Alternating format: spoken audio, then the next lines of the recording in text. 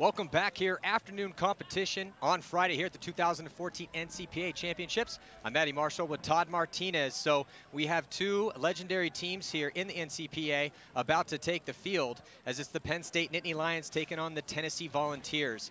You know, both these teams have had strong programs before. Now, how good are they going to be this year? We will find out. Some new faces on these squads, Todd. Yeah, I mean, we watched Tennessee, for a couple years now, play some really good paintball. And, they're a fun team to watch. I got my boy Nicky Cuba over here calling me from Infamous, telling me that Tennessee is going to be the team to watch now that he just moved down to Tennessee. So, I'm excited to see what they're going to bring. And then, like I said, Penn State, we've seen their program out here for a few years now, and, another quality team. But, like we say with the college game, it's fun to watch because there's always turnover. It's not the same players year in, year out. Players grow, they develop, they get new players, and you never know who's going to show up out here. And, both Tennessee and Penn State playing here in the single A division, top-notch programs, and both want to come out here first game on the show and prove that, they're come ready to play.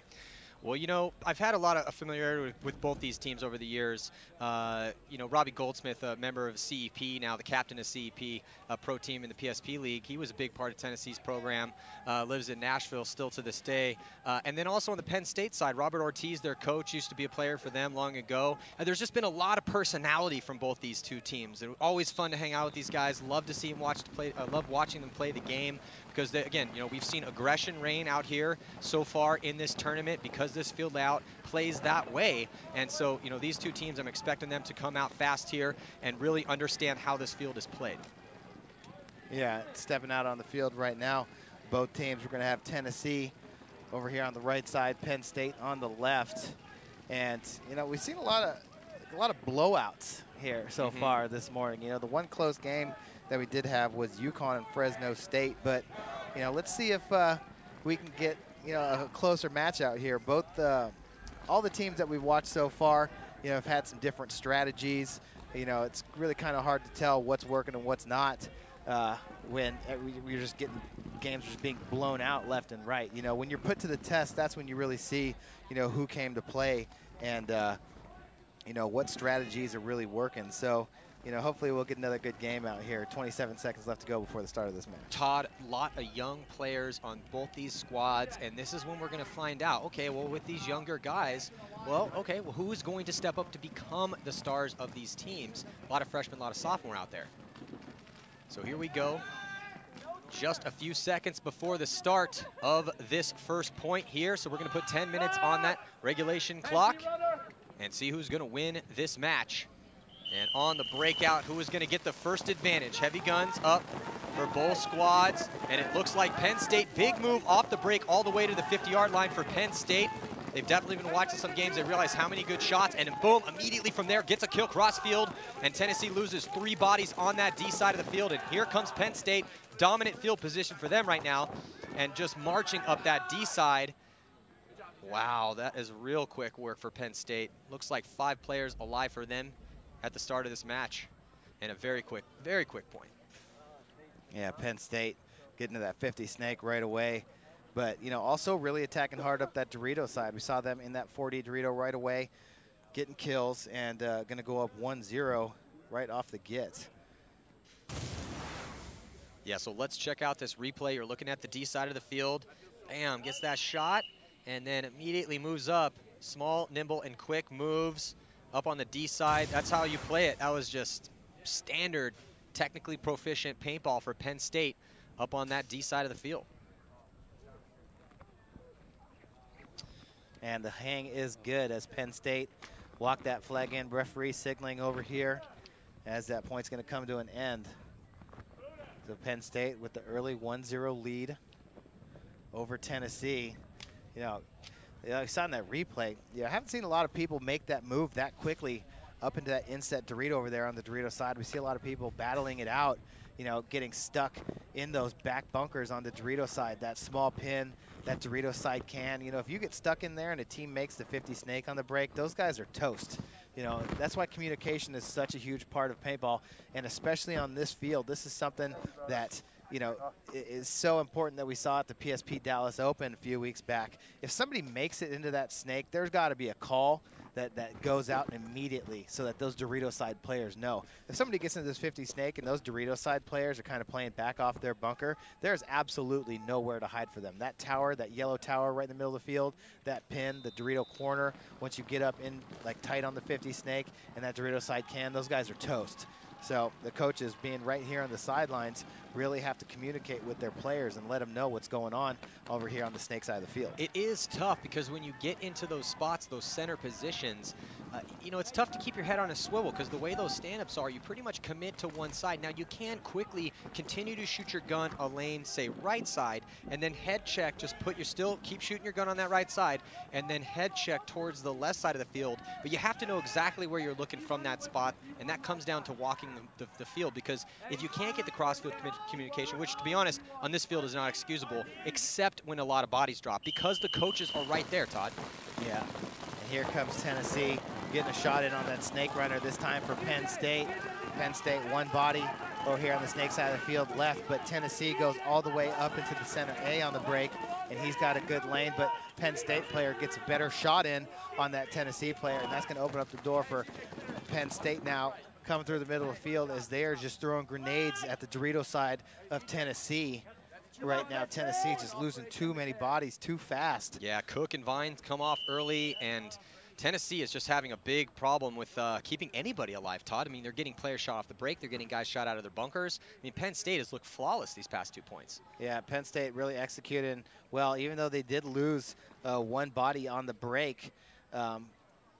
Able still to just force their issue down on that Dorito side, and then Penn State only had one body over here on the snake side, but as soon as he saw all the kills going off the field, he went straight up to the A, but that game was already over right there. Yeah, so the score, Penn State 2, Tennessee 0. Penn State getting a quick start to this one. We'll be right back after this.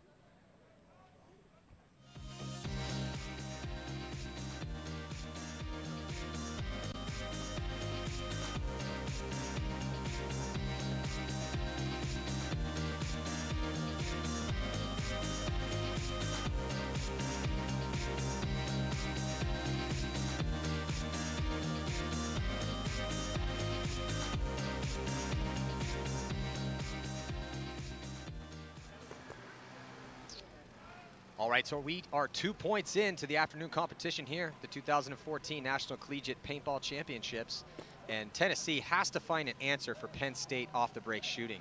Not able to keep bodies alive, and then also Penn State kind of choosing, Todd, to more push the D side, that Dorito side of the field, the far side of the field on your screen, than the snake side, which, you know, the snake side is a more dominant side of the field, but hey, if it's working, don't change it. No, not at all. You know, keep doing what you're doing. You know, Penn State, that little player that they got over there that keeps getting up far on the Dorito side early is not in this point, I don't think. I don't think I see him over there right now, but I wouldn't be surprised if Penn State keeps charging to the snake on the break over here. They're going to go heavy guns towards the Dorito side once again. Looks like Tennessee is as well. And here goes Penn State up the middle of the field again, going right into that Dorito, but he gets chopped up. Penn State into the 50 snake along with Tennessee. Tennessee gets into outside, but he's going to crawl into the 50 snake. Both coaches right here with him. Oh, but Penn State dropping their body out of the 50 snake here. So Tennessee now in the driver's seat. They did lose a body on that D side of the field, and then now pushing up that side to the 40-yard line.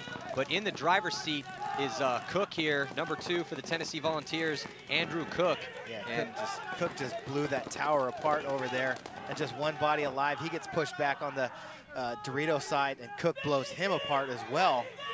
But they got to be careful. They're still, Todd is a player in the snake right now, but he gets taken out by the 50-yard line. Dorito opposite side of the field. So Tennessee Volunteers finally getting on the board, it looks like, as they have cleared out all the players for Penn State. So just counting the bodies right now, making double, extra, triple sure that everybody's gone, and that all their opposition is no longer in front of them, so that they can hang that flag clean. And there goes number 22, Ethan Vines, going to run that flag in for University of Tennessee. You know, Todd, the communication from the coaches, to me, I would really want that count. You know, you're looking at the the action in the snake as Penn State getting shot actually cross field, and Cook was able to get in there. And then the last player left alive for Penn State was Mitch Tabor. You know, there's so many things with the coaches being right here, literally 3 feet away from the players in the 50 snake. You know, once we get later in the tournament, you know, I want to see, you know, we've only watched 4 games so far here on the main field, but I really want to see if anybody uses that to their advantage other than just being like, hey, he's in the 50 now. Go get him, go get him, go get him. You know, we've seen some players really quick to react, and we've seen some players take their time in reacting to what the coaches are telling them. But, you know, with the coach actually being right there and the other player on the opposing team able to hear what the coach is saying as well, you know, I wonder if anybody's actually going to use that to their advantage and try and bait players into coming around when somebody's not there, you know, or try and get in the head of the opposing player that's sitting on the other side of them. Well, Todd, to me, the biggest, most crucial part of communication coming from the coaches is how many bodies we have left alive and where they are. Because if I know how many bodies, how many variables I'm looking at, and I know where they are, and then also if you can give me where they're shooting, that's all I really need to know from you. I don't need you to tell me what I'm supposed to do. You don't have to joystick me down the field, but if you give me that crucial, those elemental parts of the game, who's alive on the opposite team, where are they, and what are they doing? If you can tell me those 3 things, or if those coaches can tell their players those 3 things, that's really going to help them out. Yeah, absolutely. I mean, being a player of a high caliber, you know, you're the one that's going to put the things together, you know, put all the pieces together faster. You know, like guys like us that have seen so many different situations, you know, all we want to hear is this is where the bodies are, and this is how many guys that we have left, how many are dead, and then, you know, we figure it out. So here we go, start of this next point. Volunteers in the orange and white, and Penn State. So it's an SEC Big Ten rivalry right here. And they were jawing at each other, too, before this point. Oh, I'm sorry, before this game. So now Penn State able to almost get a clean break. They do lose a body, so only 1 player for Penn State here on the snake side. Tennessee has 2. No, they lose a body as well. So bodies dropping for both teams here. The score is 2-1 in favor of Penn State. 6 minutes and 45 seconds remain. Penn State in the driver's seat now with the field position and the numerical advantage. And here they come, pressing that advantage, running down the last player over here on the snake side for the Tennessee Volunteers, who shakes his head in frustration. And that was Andrew Cook again, who's been getting worn out a little bit over here on the snake side of the field. So, you know, the offense of Tennessee, it really needs to pick it up. But the biggest problem is if you can't keep players alive off the break, it's very hard to get any sort of offense rolling. Yeah, and you know, we saw Zach Johnson, number 20 from Penn State, up there doing work again for Penn State. But, I mean, he got shot out there at the end, as you see that last player for Tennessee just catch the flamethrower to the top of the dome from the 50 snake. But, you know, Zach Johnson over there got shot out late in that match, or late in that point, but, you know, not after he went and did a ton of work over there for Penn State, shooting out a bunch of Tennessee Volunteers. So Penn State taking the lead 3-1. They lost a heartbreaker to Long Beach before this. So we'll be right back after this.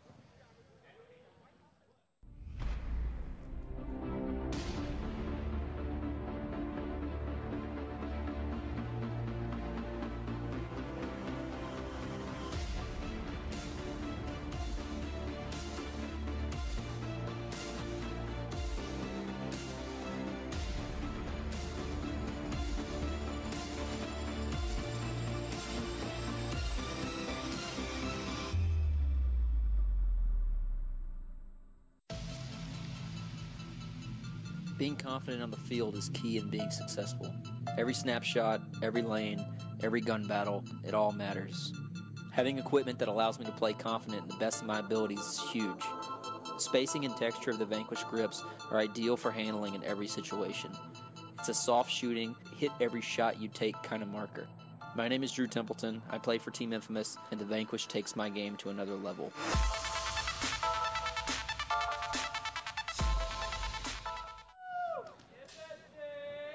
So not everyone excited for this match as we are up here in the broadcast booth. I think the heat might have got to that guy.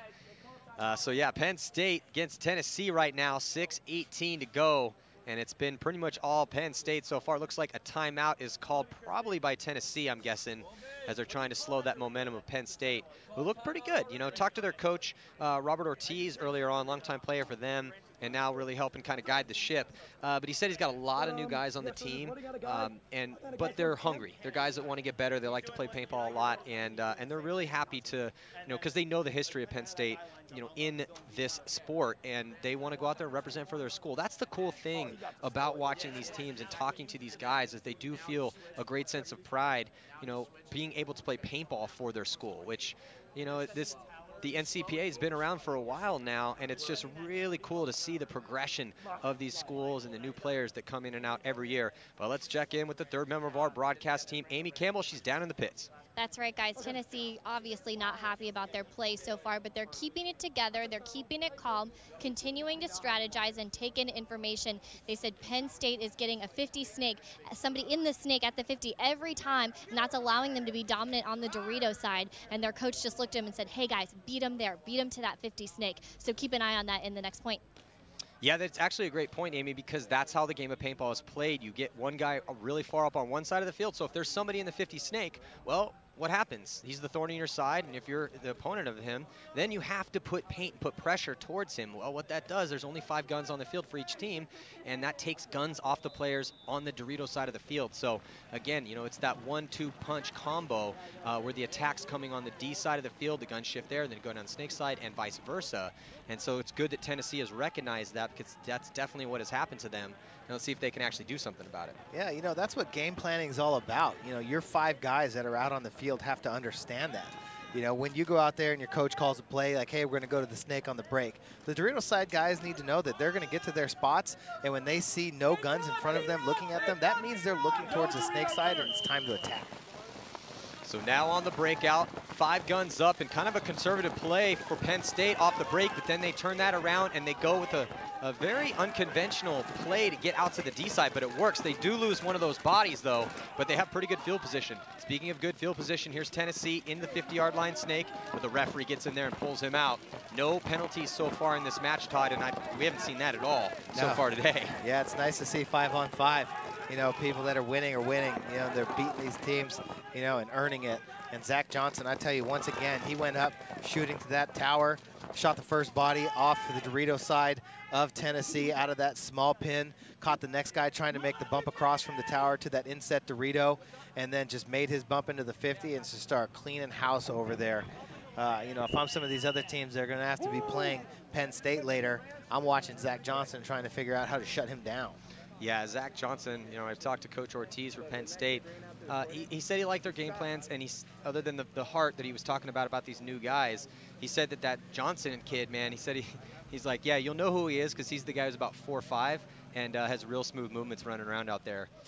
He actually plays in the Division II of the PSP. So, and any time that these college teams can get a divisional player from the PSP on their team, that's kind of big because, those guys come with, a higher talent level. I mean, they've obviously played high-level paintball before, so, they know what it takes to prevail in these tournaments, and they really can, you can learn by osmosis when you have those really good players out there.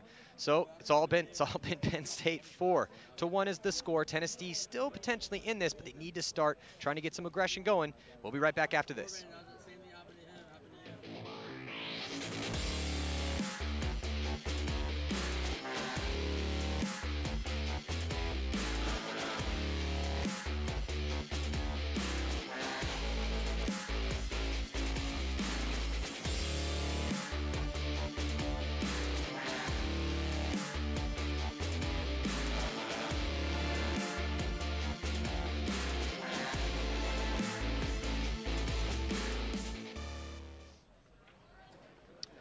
So can Tennessee tactically prevail here against Penn State and switch something up from their game plans?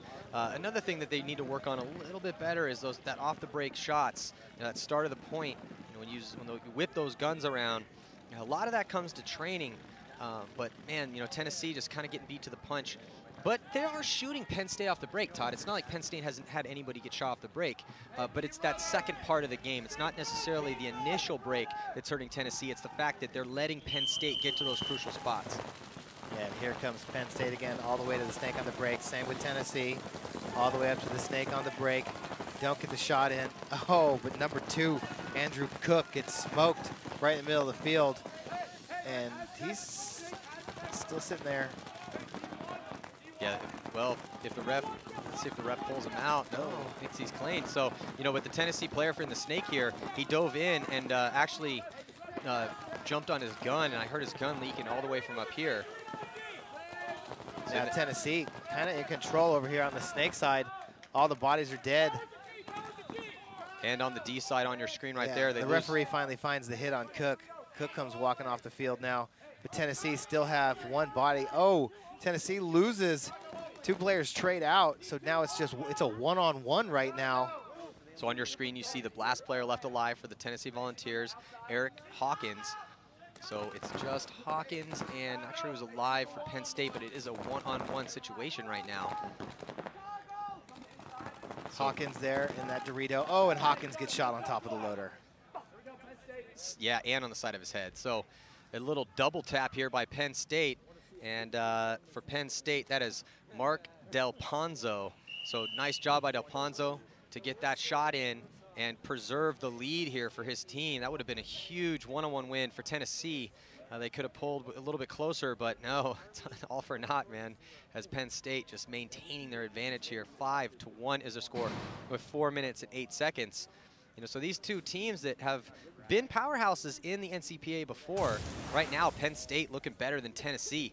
You can see Tennessee pushing up in that little offset in the center, right by the flag. And that's Andrew Cook.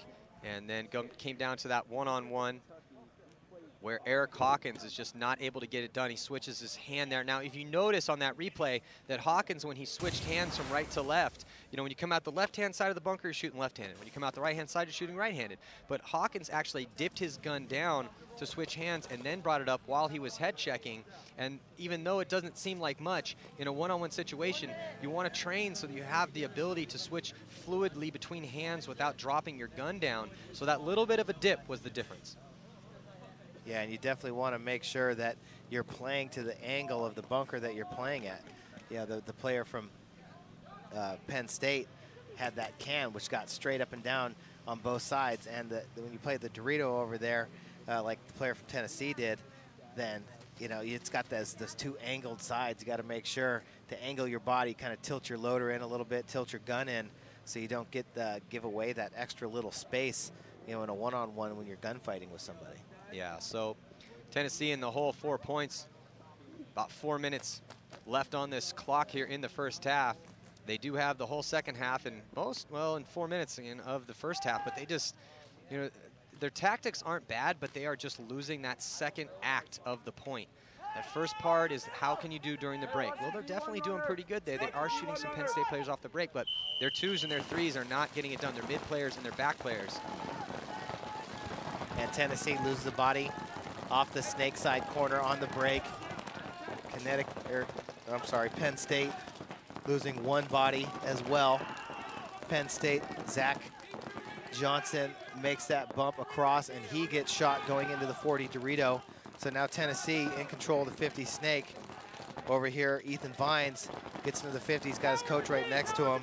Andrew Cook right on the inside of him. He's chopping bodies up, playing in that little dead space in between the A and the 50 snake. Doing a good job right there, Tennessee. Getting a little redemption on Zach Johnson. Maybe got a little greedy, tried to push too hard, too fast. Well, Tennessee needed to do this. This game was starting to slip away from them, and Penn State was kind of getting in that groove. And Tennessee needed to get a point on the board here and let Penn State know that they're still in this game. So now we got ourselves a 3-point game with 3 minutes and 18 seconds to go. Todd, you know, you being a coach for a while, played top-level paintball forever, won championships. What should Tennessee be staying in their pits, or saying in their pits right now to try to stay in this match after this point win that they just came off of? Well, every point that they've lost, you know, they've lost a couple guys at the same time out of that Dorito side. You know, and it was just trying to be too greedy. I like what they did this last point where, you know, they got to their spots alive and just stay alive. Like sometimes, like when you get out there, you're really excited and you want to gun battle a lot, and you go out there and just you make a move real quick, and you know it's mistimed because you know the adrenaline's flowing. They just need to slow down a little bit. You know, that last point, they got to their spots.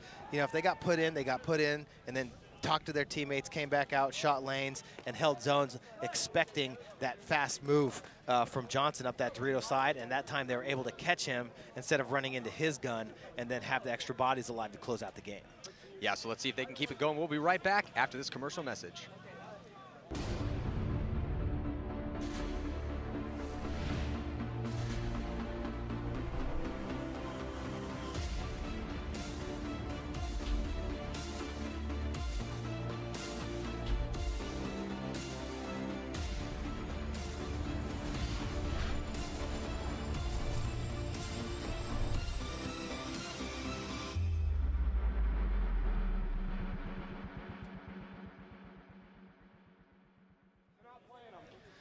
So during that commercial break, we just got word from one of the referees that Tennessee, though they put a point on the board, started to maybe mount a comeback. Again, Todd, we have another player being penalized for not having a tank that is a standard. You know, these tanks, these compressed air tanks, they're good for 15 years. They have to get hydro tested every 5, and if you don't do that, it's a safety hazard. And I've never seen a penalty for that before in all my years of calling paintball. We've had 2 of those today. Yeah, I mean, it's just a safety issue. You know, it's not worth it out here. You know, tanks have gotten pretty affordable these days. You know, rehydroing them is not very expensive, so do us all a favor. Take care of your gear. And Penn State also going to get a major penalty right now. Send one player to the box. That's going to help Tennessee out as their player is set to come out of the box in about a minute and a half. Tennessee now going into the snake, crawling into snake 1. Penn State in the 50 snake. Yeah, so Penn State throws away their advantage by getting a major of their own. You're looking at the D-side player for Tennessee. Now we're looking at the snake battle that is about to go down. Tennessee on your right-hand portion of your screen there in snake 1, in that yellow section of the snake. Penn State in the 50-yard line.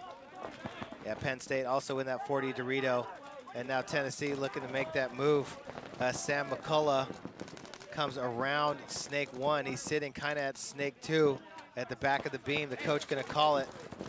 And I think he's able to trade out. Nope. No, he stays alive.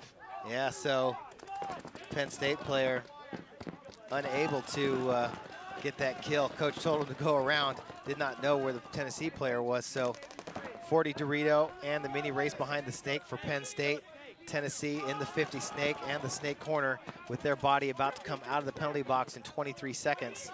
Well, that would be great for Penn State to get their body back. Tennessee's going to get their body back in 17 seconds. So those 2 penalty players could potentially play a big role in this point. We will see, though, Tennessee pushing their advantage. They have the 50-yard lines on both sides of the field. They're able to take the Penn State player out that was on the snake side. And now they're going to grab that flag. So then they're going to get their other body out. So they'll be back at full strength at this next point, and they're going to put this point on the board. So we're going to have ourselves a 5-3 game here with a minute and, well, it depends on when he hangs it, but probably right around a minute left in this half. Yeah, not really sure what he's sitting there waiting for. I mean, just letting precious seconds burn out that clock. He probably wasted about 20 seconds there. Well, I'm wondering if he was trying to figure out if they had got their body back out of the penalty yet. Well, let's check out this replay here. And you're looking at Tennessee. That is Sam McCullough in there for the Volunteers. And that's a nice tight shot of that lane. Pretty technical play. You see how he's tilting his loader and his gun. He tilts his gun in towards the bunker. That is the proper form that you want to use when you're playing those race bunkers like that. You know, that bunker is kind of awkward. If you come out with your gun actually straight away and your loader up, then that's not the way you want to play that, because it presents a bigger profile for your opponents to shoot at. Yeah, kind of to the point that we were talking about in that one-on-one. You know, you got to keep your body angled to the same angle of the structure that you're playing. And that's that's something you have to drill. It's tough because, you know, your standard reaction when you pick up a paintball gun and first start playing is to actually put that loader vertical, you know, straight up and down, just because that's the way you normally shoot a gun, paintball gun. But you train over and over and over again, so you get that slight tilt, which gives you the best profile to gunfight. So Tennessee going to be playing 5-on-4 right now. 19 seconds left to go on that penalty for Penn State. So Penn State, you know, we'll see how they play here, coming out with 4 bodies. Zach Johnson coming back on the field again. Tennessee all walking over there. You got Andrew Cook. You got Sam McCullough, Ethan Vines, Ian Metcalf, and I believe that's Billy Jackson coming on the field for Tennessee. So Penn State's got to be real careful, Todd. They don't let this lead slip away. You can kind of see the Volunteers getting a little bit more confident in their walk as they head out to play this next point, because they know they just put a couple points on the board to make it close. So 2 points separate these teams with just a minute to go in this half. And immediately Penn State is into the snake. They beat Tennessee to the punch there. Tennessee does have good field position in that center. We haven't seen very many run-throughs, many moves past the 50-yard line. Those moves do exist. And it's going to be up to these teams to try to, figure those lanes out here. So Tennessee stacking that center, Todd, and the D side. Yeah, Penn State gets out of the box, but just when he gets out of the box, Zach Johnson runs up to that Dorito again on the inside, gets owned in the face, and then the player from the box gets shot. So a couple bodies walk down real quick, just 3 left alive now for Penn State. Tennessee dropping a couple bodies. They lose one off that Dorito side in the 40 Dorito. So not many bodies left alive for Tennessee as they lose their player out of the middle. Looks like Cook again. So with that early advantage, giving it up, another scenario like we talked about, coming out, playing 4-on-5, get your guy out of the box and score the point. Yeah, but Todd, I don't think they hung it in time. You could actually hear the countdown coming from the pit for Penn State as their guy was trying to run it in, but I don't think he was running full speed, so I don't think he understood how little time was. So it was a clean hang. I always see that thumbs up from the referee, or whether or not that hang is clean. It was Dowiak, but I don't think Tyler was able to get that flag in it with enough time to actually get another point. Yeah, you're right, Matty. That was awfully close right there. And I definitely heard the Penn State pit yelling and screaming, but might not have been enough. We're going to see. The referees are going to give them credit for that. I mean, and that's another, situational awareness where. But you got to know how much time is on that clock, especially starting that point. I mean, you got to look at, always look up at the clock before the start of every single point and just take a mental picture. What's the time and what's the score?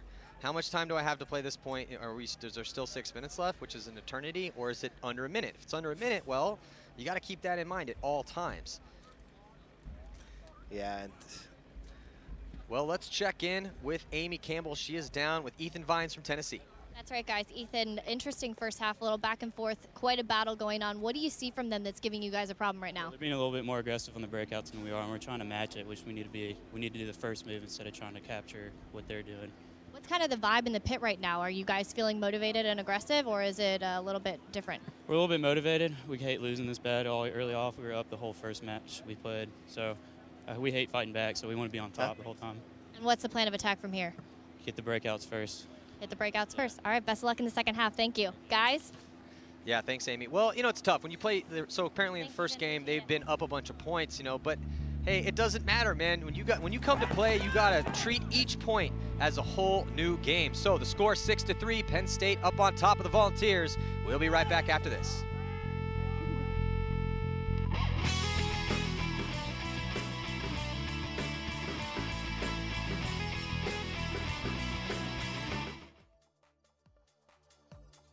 The Empire Battle-Tested Defender comes with magnesium shell for high strength and lightweight, an angled foregrip, an axe-based firing engine, quick and toolless maintenance, an Apex 2 and standard barrel with Super Freak inserts, auto anti-jam, and includes both quick feed and magnetic flip lids. More information about this marker is available on the product page at empirepaintball.com.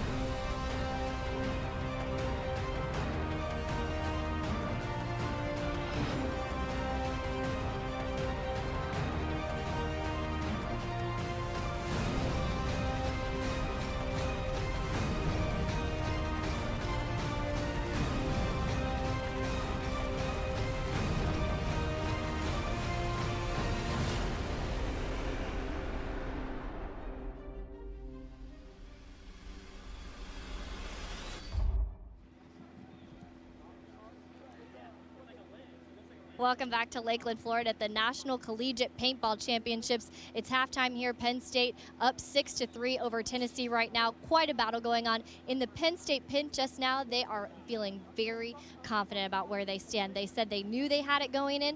They still feel like they have it. Tennessee is not going to be able to come back from it. They said their strategy has just been to keep their guns up off the break, shoot downfield, and the Tennessee players are just running into their guns and getting themselves out that way. And that's going to be what they're going to continue to do in the second half, guys. Yeah, well, Penn State looks good. Penn State's doing everything right. They have let Tennessee back in this match a little bit. We got 10 minutes left to go here, entire second half to play. About a minute and 20 seconds to go. We're getting a look in the pits at a very determined Penn State. You know, they want to try to get their program back up to the top of NCPA competition again. It's been a while. Penn State, you know, they've taken second twice, third twice. They've never won an NCPA championship before. So, you know, and it's just one of those little feathers in your caps that you get to, you know, if you ever get to have one of those. And, you know, hey, man, not everybody gets to win. A lot more people lose than win. It's just part of paintball. But what makes it, that's one of the things that makes it challenging. A lot of good teams to fight through here. But Penn State looks pretty good. I like what I'm seeing out of them, Todd. A lot of young guys on this team that looks like they already know how to play the game pretty well. Yeah, you know, I like to see teams, how they come out here, you know, from the beginning of the event all the way to the end of the event. You know, I feel like the way Penn State's playing, I think that they're a solid team in this event, and they got a shot at all the top teams that are out here. And, you know, I want to see how they progress throughout the event. I like their game planning right now. I like the way that their players are reacting to situations on the field. And, you know, I like some of the star power that they got. You know, I like the way Zach Johnson's playing. The snake side, you know, kind of getting it done as a group over here. I like how that's going on for them. So, you know, Tennessee, I'm not counting them out yet. You know, we got another 10 minutes to play. You know, this point is about to go underway here. Another half a paintball to go. So we'll see if Tennessee can get back involved. So now on the break, these teams are going to switch sides. So Penn State will be on your right, Tennessee will be on your left. Let's see how that affects these squads. And it looks like Zach Johnson coming off early on that D side of the field. 4 players left alive for Penn State. Looks like they get a shot on the front player on the snake side for the Volunteers. So it's 4-on-4 paintball again, but Penn State first to strike over here on this snake side, as they have number 22, Greg Guerreri, who's able to make it here. He's got to be careful, though. There's a guy right for the Volunteers who's got a drop on his position, so he's got to be careful if he head checks here. He's listening to his coach, Robert Ortiz, the coach, right over the shoulder of Greg Guerreri. Yeah, both these teams have... nasty snapshot by Guerreri. Oh, but he traded out with them. So good job by both those guys to hold their lane as they both die and walk off. And Penn State, though, after that kill, able to get in. See, this is what we're talking about, 2s and 3s, Todd. You know, those front players, they need to be supported by mid players and back players. So when a front player dies, the guy's up and closest to the action, the spot needs to be filled as quick as possible by the 2s, the mid players, and the 3s, the back players. So immediately, the move is made by Penn State to get in there where Guerreri was. Yeah, that's Dowiak right there, number 5 for Penn State. Seeing what happened and then instantly going from that snake side corner. Tennessee had a body in that snake side corner as well, Andrew Cook, but he still stayed back in his back bunker. And we were just getting a look over Cook's shoulder to see what he was looking at down the wire, but he loses 2 bodies for his team on the D side of the field and in the center. So here comes Penn State in the driver's seat yet again. And there's only 1 player left alive. It's Cook in the back corner bunker for the Volunteers. He gets tapped out. So continuing to press forward is Penn State. Going to put another point on the board to make it 7-3. Penn State looks good, Todd. Yeah, Penn State really playing solid right now, just beating Tennessee to the punch. You know, if Tennessee doesn't win the breakout, then, you know, they're having trouble. There's that snapshot right there, the replay between the 2 players, between Tennessee. There's number 22 right there on your screen. Ethan Vine says he's waiting. Oh, you can't turn your head. Got to stay on your gun. And right at that time. But he knows that he got that luckily. Well, I'm not going to say luck. You know, he did look and try to head check left real quick, but he did stay on the lane, so he's able to get that shot on Guerreri. So, but that was still a cool snapshot battle. Yeah. That's just a stereotypical, each guy's gunned up. They know where they are. They know the other guy's waiting for them, and they were both able to make their shots. If he was on Akron, they probably would have went just charging at him right there. Wouldn't even bother waiting. who just charged right across the field, came across and bunkered him. But do a triple Lutz over the bunker and shoot him in the on the fly. I mean, if you're Tennessee right there, then that's the best that you can hope for. You know, they're in the 50 snake. You're kind of hung out to dry. You know, what he could have done was call to his teammate who was in the snake side corner, you know, but, you know, Andrew Cook was there in that Dorito, snake side corner.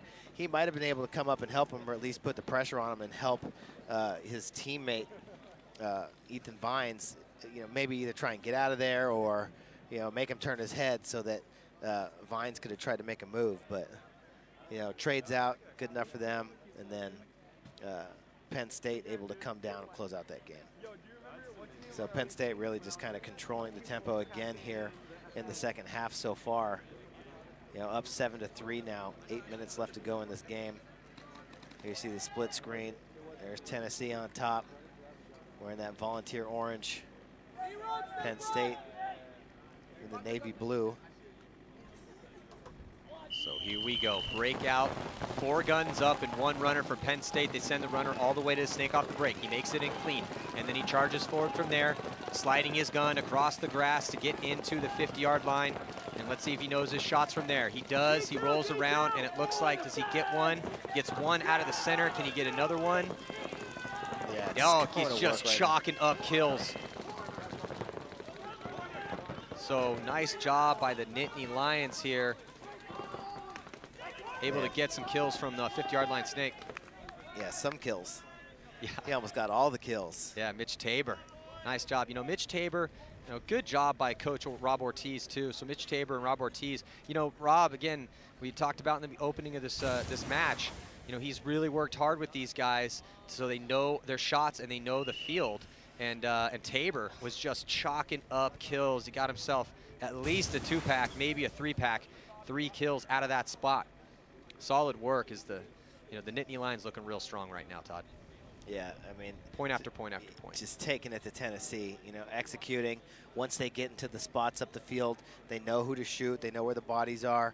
And, you know, like we were talking about at the beginning of this game, you know, when you're game planning, if you get a guy way up here on the Dorito side of the field, as long as, or on the snake side of the field, as long as your Dorito players can control the Dorito side from the opposition, you give your 50 snake player time to go to work. You know, the Dorito players over there for Tennessee had no idea what to do once Penn State got into the 50 over here. Tabor comes out and just like clockwork, 1 by 1. Snake temple, shot the Dorito side pin, shot the Dorito side can, shoots the Dorito side corner. And it was just one after another, just hammering bodies off that side of the field. Pretty much textbook of how you do it out there. So solid work by Penn State so far in this match. 17-17 or 7-17 to go. We'll be right back after this.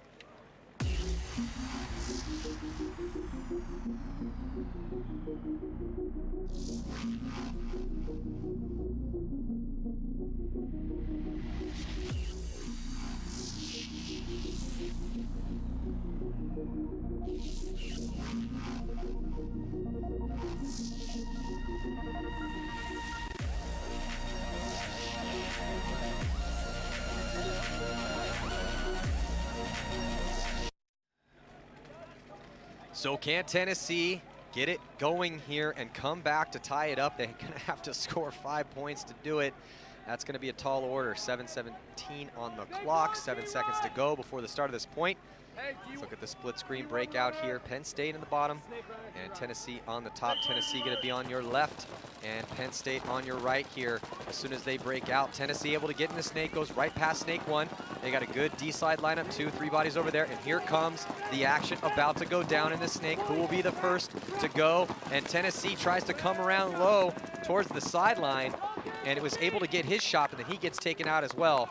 And the ref is going to pull them both out. You see the Tennessee player a little frustrated that he wasted his body there, but he did his job. You know, you got to clear the other guy out. You cannot let somebody live on the other side of your bunker, because if you don't be proactive in there, they're going to come and get you. 3 bodies on the D side for Tennessee, solid lineup for them, and they still have 1 player left over on the snake side as well. Now we're looking at the Nittany Lions move up over here on the D side of the field, mirroring their moves. Oh, Tennessee was in better field position, but they are starting to drop bodies on that side. But Nittany Lions dropping a ton of bodies as well, too. So not in a great spot either. on that drill side of the field for Penn State, and the big man gets pinched out of that little tiny Dorito. And, you know, look, Tennessee fighting back. Had the collision course over here on the 50 snake. Well, it's pretty much do or die time for them, Todd. If they didn't score this point and the score went 9-3 instead of 4-8, yeah, that's about curtain call time with a little under 6 minutes to go. This is a fast field. You can score points fast out here, but you can't let that point spread run away from you. Let's get a look at this replay. You see Tennessee going around low and got the drop in on him. That was pretty crafty of him, because you could see Penn State was not ready for that. He had to whip his gun around, and the Tennessee player was trying to get the ref to pull a penalty on the Penn State player, but not able to do it. So, but regardless, Tennessee does score a point finally here to pull within 4. 5 minutes and 56 seconds to go in this match. Let's check in with Amy Campbell down in the pits. Yeah, guys, Tennessee did just win that point, but the vibe in this pit is completely night and day from the vibe in the Penn State pit. Penn State cooking with gas. They feel good. Tennessee, not so much. They're kind of moving around slowly. They look exhausted. Their faces are red. They're drinking as much fluids as they can. And they mentioned to me before this game that fatigue has been a factor with the warm weather. They said they're not used to it, and they all threw up several times in the last game. And to expect to see that in this game, guys. So definitely looking tired over here. Hey, man, nothing gets you up like a good puke session, that's for sure. But, yeah, it's tough, though. I mean, Tennessee boys should definitely be used to heat. However, you know, it's been winter over there, so I could see that. But regardless, it's not that hot out here. We've been in some Florida tournaments, Todd, where it was 100 degrees, yeah, 95% humidity. But the issue for these boys out here is that they are playing a lot of paintball. You know, you have 2 halves to play. They're playing multiple games per day. You know, yeah, they have deep rosters for both of these teams, lots of players to choose from. But you know, you're gonna ride your best horses, and we're seeing the same players go out there point after point after point, and you can only get so much out of your best guys before you got to give them a rest. Yeah, especially when they've played 12 points. You know, I think they got 3 reserves, 4 reserves. You know, so the majority of these guys are playing a ton of points. And here comes Penn State with the attack up the middle right away. Good counter right there by Tennessee to come through the middle and shoot Johnson out of that center A. But Penn State again in control of that 50 snake, and we're in another situation. Oh, this is not going to have the same ending though. As here comes Penn State through the middle of the field. But Penn State also losing the 50 snake at the same time, so. Yeah, bad death for that 50 snake, man, because if he had stayed alive and it had played off the move that was made up the center by his team, would have put them in a much better field position. But they still have bodies, 2 bodies alive for Penn State, trying to push down the field. I think there's just 1 left alive for Tennessee, yep, and he gets taken out as Jackson. So Jackson takes the walk. The ref is going to check out one of the last players for Penn State. Looks like is he clean? Yeah, he's clean. Yeah, so he was clean. Anytime you see a ref over there inspecting a player, you gotta always worry about penalties. And you know, I'd like to also say congratulations to both these teams for playing really clean in this match. I think they learned their lesson from watching all these other teams this morning. You can see the snake player in there asking for a check on his pack, and you know, that's the way to do it. You can see him rotate. Boom, he takes one in the pack, and he felt it. So even though that hit on that plastic pod that's on it, it's a hard plastic pod on your back, he still had that, you know, the sensitivity to where, you know, with your body. You have to have that body sensitivity, because if you don't do that, that's when penalties start to come. And we saw a lot of teams really struggle with that early on in today's competition, particularly Florida State Seminoles. I actually got a chance to talk to them afterwards, Todd. I remember we were wondering, you know, they weren't, you know, trying to play on out there. That they know how it works. I mean, they get the penalty concept. But remember, we had talked about maybe they'd just been playing a ton of practice without like hardcore referees, and that was pretty much the case. Yeah. You know, so they just weren't used to the tempo. But I told them, I'm like, hey man, the refs aren't gonna, you know, they're not gonna adjust to you. You have to adjust to the referees. But they kept their heads about them. You know, they were pretty conciliatory about the whole situation. They understood what they did, and they knew that, all right, we just can't do that again. So Penn State handling Tennessee right now. 9-4 is the score, with about 35 seconds to go as we hit the 5-minute mark. So just 5 minutes remain for Tennessee to score 5 points to try it up. Now, That's possible because this is a fast field layout. But you know, Todd, we haven't seen a lot of action going up the center, and that's real. Those moves and then bodies dropping off the break, which we have seen, but we haven't seen them dying in droves. You know, one's here, maybe two occasionally, but you know, both these teams have started to do a real good job of keeping their bodies alive off the break and avoiding those off the break shots. Yeah, these points are being won by smart gun battles, smart secondary bumps, and good teamwork closing out games. So now both these teams pushing up the center. Slightly unique move by Tennessee as he was trying to wrap around and realizes not dealing with a lot of time. They have to start scoring some quick points here to stay in this match. But Penn State loses 2 bodies. They have 3 players left alive. And it looks like one of them was trying to get his gun rolling. It looks like he's got his gun up and rolling over here on the Snake side. So Penn State's going to have to try to hold these lanes and win some gunfights to keep their lead here. Ooh, losing a gunfight in the center. Penn State walking off early. And here comes Tennessee pushing down the Snake side of the field. That's number 44, Tyler Cook. So Tyler Cook in a great spot right here. Now Penn State making their move down the Snake side. And Tyler Cook kind of puts the head down. Oh, and that's going to do it right there as just the last body for Penn State. Well, people at home might have been wondering, why was Livingston trying to make that move forward? William Livingston for Penn State. The reason why is because he was the last player left alive looking at 3 bodies. So sometimes you can actually, again, use paintball's about aggression, especially on a field layout like this, and it's also about timing. So he had tried to get the drop by moving forward aggressively, and when it's a 1-on-3 situation, you're not looking for that if you're in that high body situation. And you see Livingston had made his move, but once he got this far and he got stuck at that bunker, it pretty much destroyed any chance he had to surprise Tennessee. And as soon as they located him, they took him out. Yeah, it's tough with the coach right there, but you know, when you make that move, what you're hoping to do is get the player that you're charging at to come out and try and put a ball on you, and you have the drop on him to be able to get a shot on him, eliminate him, and then get into that 50 and have some room to work. As he made his move, the coach told Cook just to tuck in. Cook tucks in, was patient, and then they worked him out, you know, from the other side of the field. But, you know, sometimes you see plays like that work. You know, when all the bodies are running down, looking at the teammates that are walking off dead, you go charging down the other side of the field, shoot a guy, nobody sees it, and open up the game, but not that time. Yeah, wasn't able to get it done. It was still a nice effort, though. So, scored 9-5. We'll be right back after this.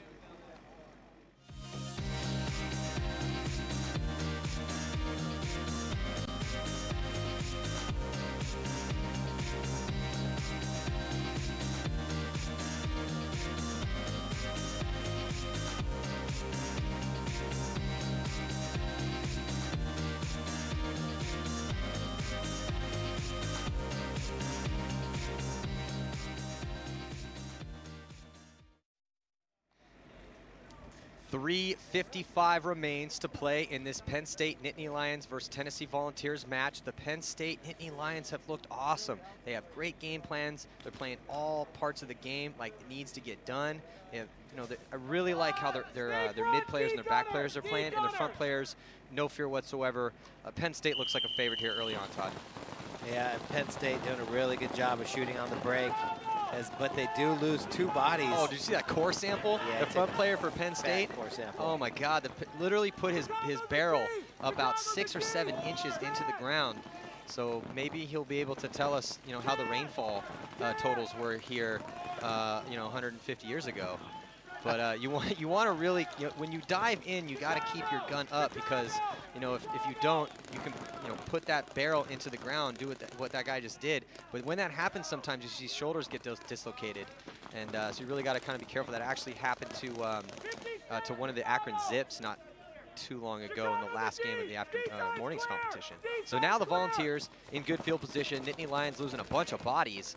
And so Tennessee, they need to score this point really fast. They do not have a lot of time left to dawdle here. They need to isolate that last body or so and figure out, clear the field. You know, they're not even, I think they've actually shot everybody, but they haven't figured it out yet. And then they're going to need to sprint this flag in.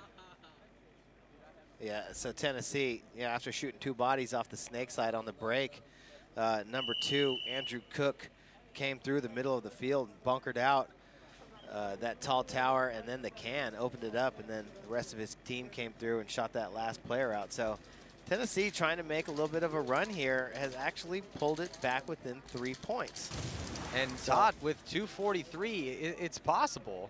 So you see the breakout on the Dorito side of the field, and then you see this run through here in the center. So Tennessee pushing forward up that center. You know, and Todd, we keep seeing that. And look at this. Boom. Nasty core sample. And he actually has to get up and exert some pressure to get that gun out of the ground. Here, look, he's going to pull it out. Shink. Yeah, pulls it out. Pulls the sword out of its scabbard. And then tries to take position, but not able to get in there. So I love that run through up the center for Tennessee. And, you know, if anyone out there is watching and you're playing on one of these teams that's actually competing in this competition, you know, walk the field a little bit more. Know that that center move is there. And because we saw it again, tons of run-throughs up the center for the pro teams on this same layout at the Dallas Open. And so that option exists, but you got to be looking for it. You know, if you're not looking for a move, you're never going to be able to make that move. And the center has a lot of possibility in it. Yeah, the center's really nice, especially coming through on that Dorito side of the field. You know, it just really depends. There's a lot of things that are possible out here. You know, it is day one. I think we should play every tournament on this layout. I am down with that.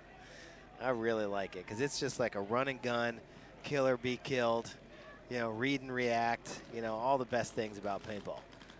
But, you know, if you're looking on that field right there, you know, looking at your screen at the top of the screen, there's the A. You know, you have the gray spots, the back spots, then you have your mid positions, the yellow, and then the red spots are the 50 structures. Yeah, and you hear when we talk about the A, that is the dead center of the field at the 50-yard line. That is a very important spot. That's that center structure. So there's, like we were talking about, a lot of possibility there. So now both teams, Penn State getting into the snake, Tennessee losing a couple bodies. Tennessee, not a lot of time. They pulled within 3. Well, Penn State coming out hard, shooting the snake corner on the break, not losing any bodies on the break, and not losing any bodies on the closeout. So Penn State recognizing that Tennessee trying to make a little bit of a run out here comes and puts that to rest. A very quick point.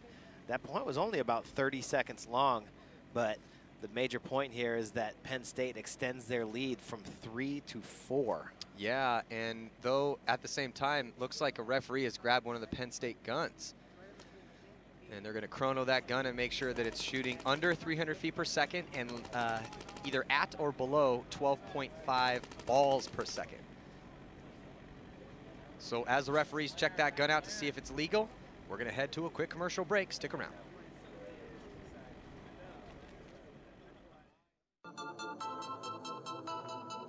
We all know what it's like. Trying to keep a complete set of Allen keys is near impossible in the paintball world. The Vanquish system makes it easy. You only need one. For everything.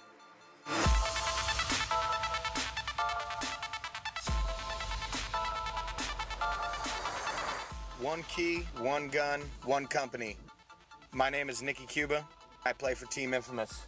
And the Vanquish brings my game to another level.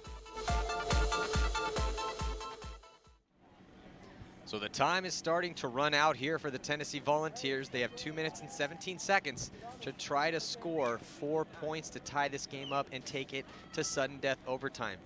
Penn State has now made it to double digits, 10 points for them. But it looks like they did get a minor penalty there towards the end of that last point. Must have been for that gun. That gun must have been shooting a little hot.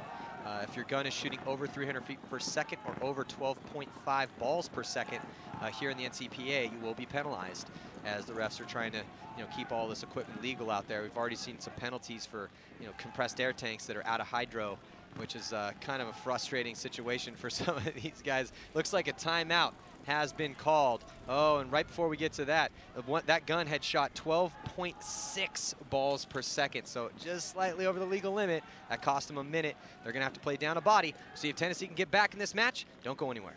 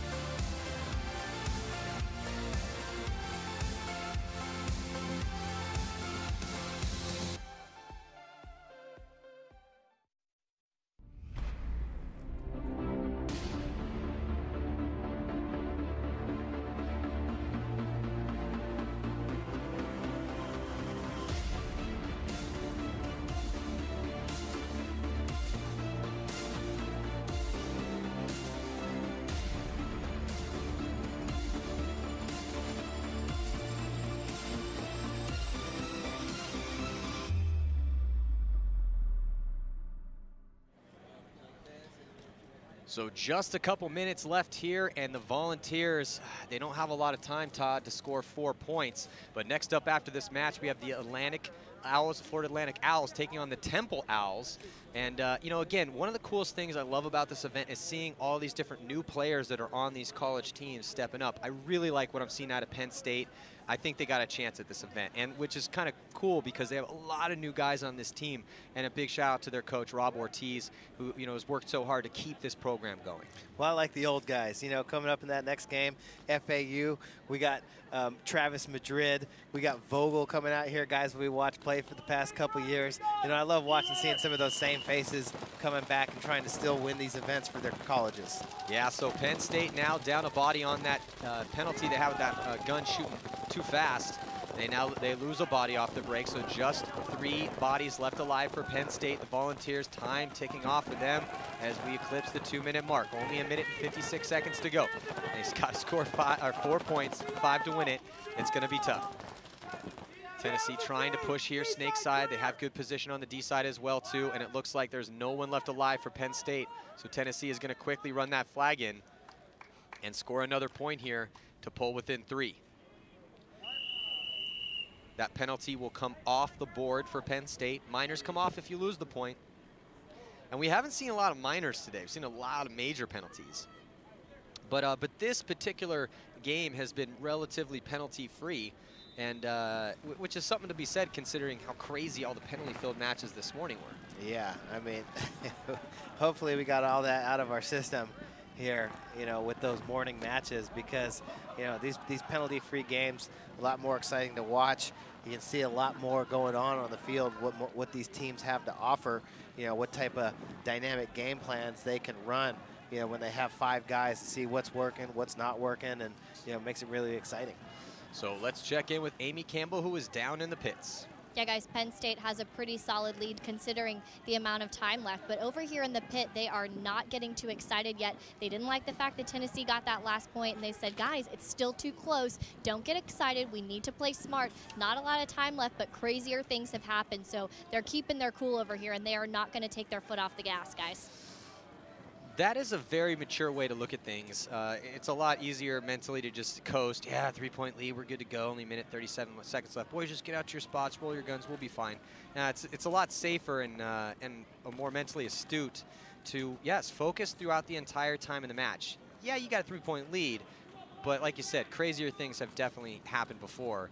And on this layout, if a lot of bodies drop off their break, which is totally possible, we could see 15-second points, but it's a low percentage that Tennessee's actually be able to put 3 of those together. Might see 1, but for them to put 3 in a row to tie it up, it would be awesome to watch. But I just don't think they have it in them right now. Yeah, I mean, it's tough, definitely doable, but we'll see how bad Tennessee wants it as they line up.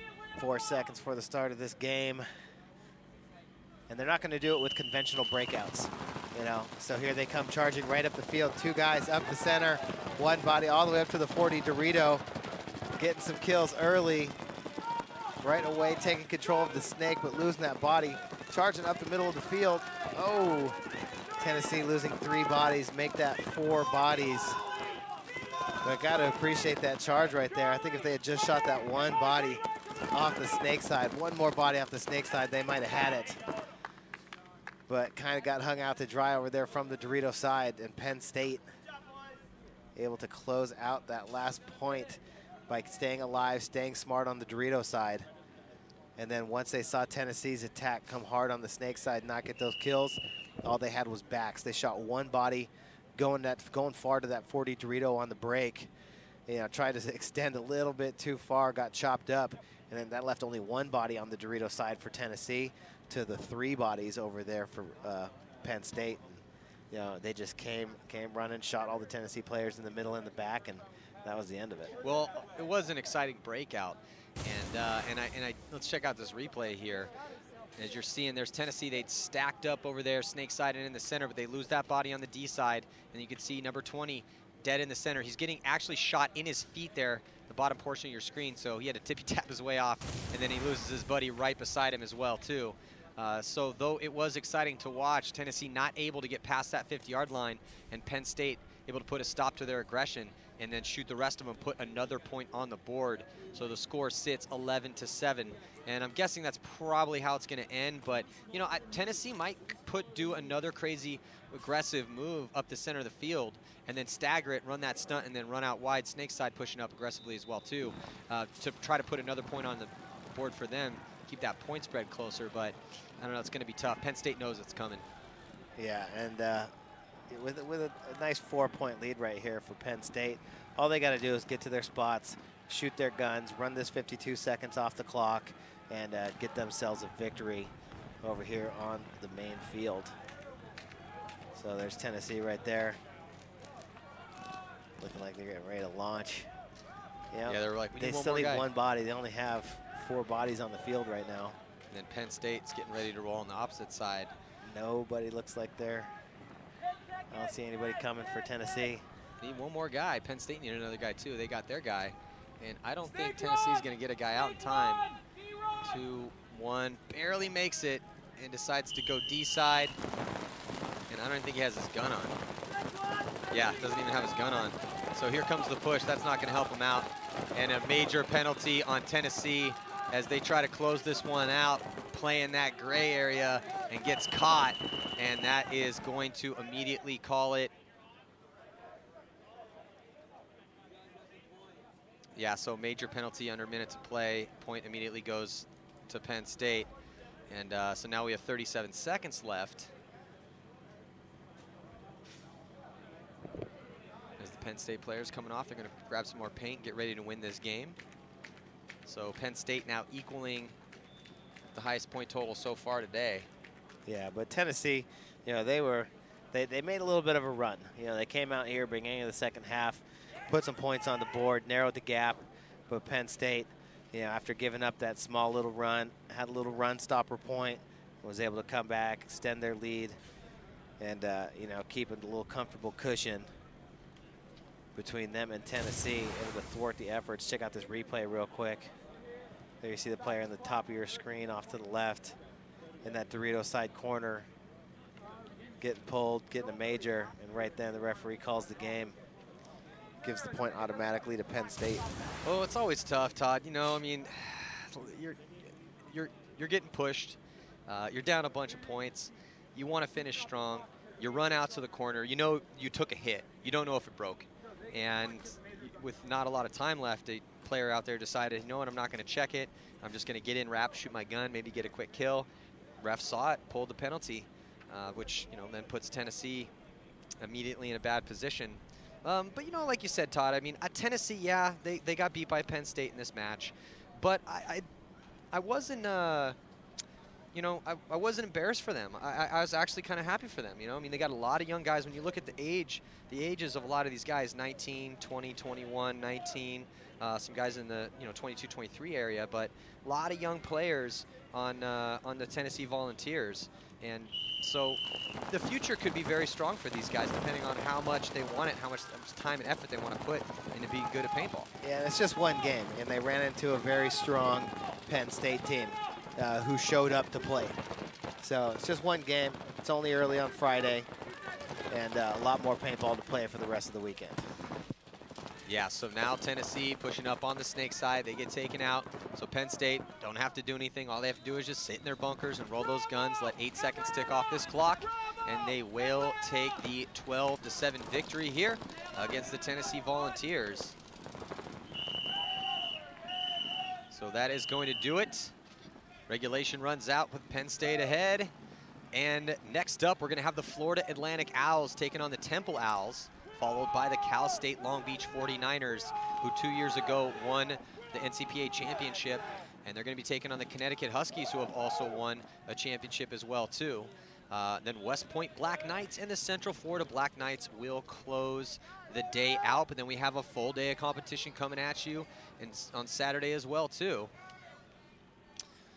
Yeah, lots of good paintball still to come. You know, got some great matchups. You know, can't wait to see. You know, if we're going to be hanging out tomorrow, you know, tune in again all weekend. Yeah, so let's check in with Amy Campbell. She is down on the sidelines. Yeah, guys, I'm here with Chris Bream. You guys just took the win over Tennessee. A good game, but still a pretty decisive win for you guys. What was this battle like for you? We just kind of sat back. We knew that they were going to be gunning hard at us in the center, so we decided to just go out wide, stick our guns right down the middle, and luckily we were able to just snack them at every point. So it went out great. And I noticed when you guys got up a decent amount of points, you still said it's too close, let's keep it together, let's keep pushing. You didn't get complacent at all. We just stayed calm in the pits. We're having a good time playing paintball, and that's all it's coming down to. We have a great staff. Everyone's helping us out, other colleges, so we're just having fun. You finished the day 2-1. How much momentum do you have going into tomorrow? We can't wait.